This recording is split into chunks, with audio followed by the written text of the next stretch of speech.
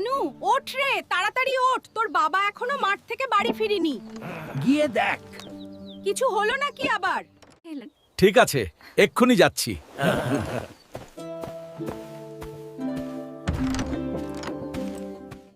বাবা, কি হয়েছে? তুমি এইভাবে মাটিতে পড়ে আছো কেন? বাবা, তোমার কিচ্ছু হবে না, আমি এক্ষুনি তোমাকে হাসপাতালে নিয়ে যাচ্ছি। কানু কানু, আমি আর বোধহয় বাঁচবো না রে। তুই আমাকে একটু তাড়াতাড়ি হাসপাতালে নিয়ে চল। হ্যাঁ বাবা, আমি এক্ষুনি নিয়ে যাচ্ছি, তোমার কিচ্ছু হবে না। বাবা, তুমি একটু ধৈর্য ধরো, তোমার কিচ্ছু হতে দেব না।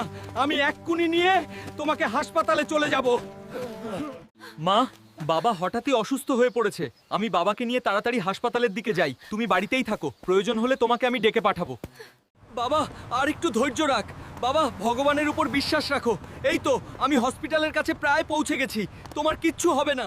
বাবা, চোখ খোলো, এই তো হসপিটালে চলে এসেছি। এই দেখো ডাক্তারবাবু, নার্স দাঁড়িয়ে আছে, চোখ খোলো বাবা। ডাক্তারবাবু, দেখুন না আমার বাবার কি হয়েছে। মাঠে হঠাৎ অজ্ঞান হয়ে পড়ে গেছিল, দয়া করে একটু তাড়াতাড়ি ওনার চিকিৎসাটা শুরু করে দিন না। বাবাকে তো হসপিটালে ভর্তি করে দিলাম, বাকি সব ভগবানের ওপরে।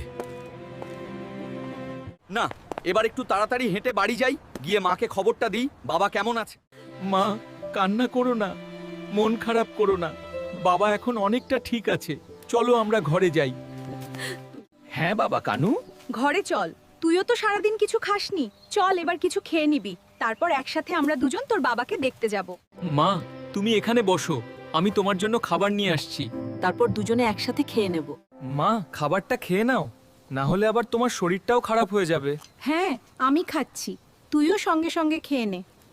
মা, খাওয়া দাওয়া হয়ে গেছে, এবার তুমি একটু রেস্ট নাও, তারপর আমরা হসপিটাল যাব। বন্ধুরা, এরপর কি হলো সেটা জানতে অবশ্যই আমাদের ভিডিওর নেক্সট পার্টের জন্য অপেক্ষা করুন।